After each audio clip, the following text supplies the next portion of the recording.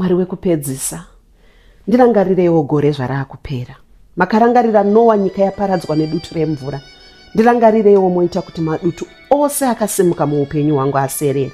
Makarangarira Hana ndokumupa Samuel. Ndirangarirewo mundipewo uchapupu hwangu. Sekurangarira kwamakaita Josefa mujeri panguva yakafanira. Ndirangarireiwo mundibvise pausungwa nekumanikidzwa kwese. Sezvamakarangarira Sara chero mukuchembera kwake ndokumupa Isaac. Ndirangarireiwo mundipe kuseka. Baba, imi ndimi Mwari vanosvika zvaoma. Peter paakanga oda kuurawa makatumira ngirozi dzenyu, pakupedzisira akaburitswa mutorongo. Mwari chitumirawo ngirozi dzenyu munyaya dzangu dzose. Sunungurai ngetani dzakandisunga, zarurai mikova yesimbi, misai varindiri vetorongo rangu ndibude muusungwa uhu. Nyaya yangu ngaisandukewo kubva mukusungwa ndipinde mukusunungukwa. O Mwari we, ndimi makasandura mvura ikava waini muchato woda kutopera. Hamuna kutendera muchato wekana kuti upere mukunyadziswa. Mwari, itaiwo upenyu hwangu usaperere mukunyara nekushorwa. Pese pava kupera, pandinoshaya chekubata, simba zoropera iri. Tariro yangu zoyopera iri. Pindai zvenyu tenzi. Dzoseredzai kunaka pese pava kushata. Dzoseredzai mufaro pese pane kusuwa. Dzoseredzai kuwana pese pazara kushaya. Mwari wekumapeto, munopa simba chero vaneta. Ndaneta Mwari. Chero pandakanonoka pakutanga muupenyu. Chero pandakapedza nguva yangu Jehovha. Chero pandakarasa mikana ndiridzoseredzeiwo.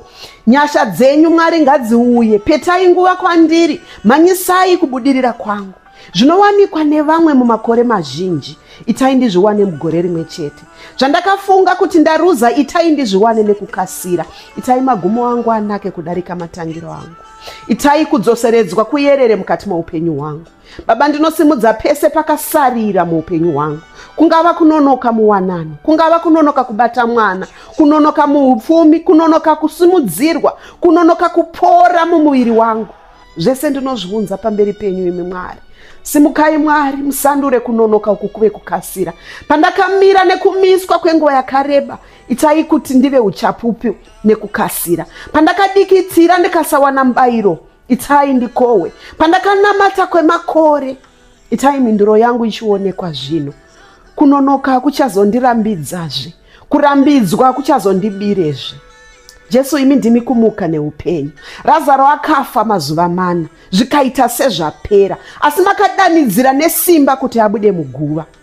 Mwari, taurai nezvakafa zvangu zvese. Danai zviroto zvakafa, danai mikana yakafa, danai ukama hwakafa, danai urongwa hwakafa. Itai zvangu zvose zvakavigwa nevanhu zvimuke iko zvino. Itai zvakanaka zvandakaita zvakakanganikwa nevanhu zvirangarirwezve. Itai zvakanzi nevanhu hazviitike kwandiri zviitikezve. Mwari, muri Mwari wekumagumo, chionekwai muhondo dzangu.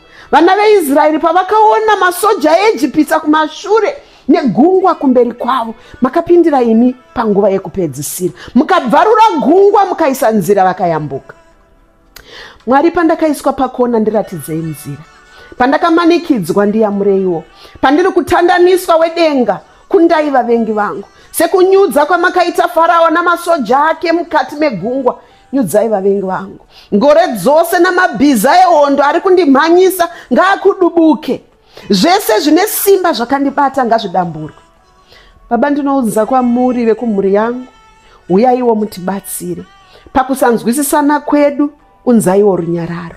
Uyai muutano, uyai mumabasa edu, uyai mukudzidza, uyaiwo mukukushandirai. Simudziraiwo mhuri yangu Mwari.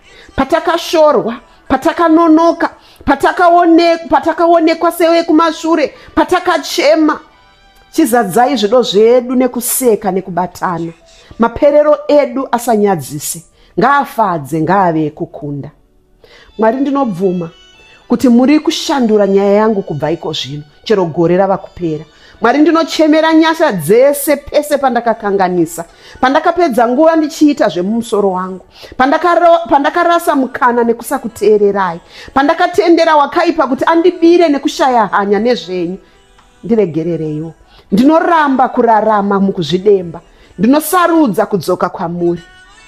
Mwari, ndinodana vabetseri zvino, vanhu vamakaisa vamakaronga muupenyu hwangu, vanhu vanofanira kundisimudza, kuti vachiuya zvino munguva ino yekupedzisira. Sekutuma kwamakangoita shiri kuti ipe Elijah zvekudya, tumirai zvinobatika munzira yangu. Tsvairai mwoyo yevanhu vanofanira kundibatsira. Ndishamisei Mwari nenhare dzandisina kutarisira, mikana yandisina kutsvaga. Itai minana yangu isatevedze marongero nemafungiro evanhu, asi marongero edenga. Ndinomira pashoko renyu ndichitaura kuti mangwana angu achanaka kudarika nezuro wangu, zvisinei nezvandakaruza pakutanga kwegore. Usiku hweupenyu hwangu hwakupera, mufaro wemangwanani watosvika. Imi munopfekedza gore nekunaka, chipetai gore rangu nezvakanaka chete. Ndinokutendai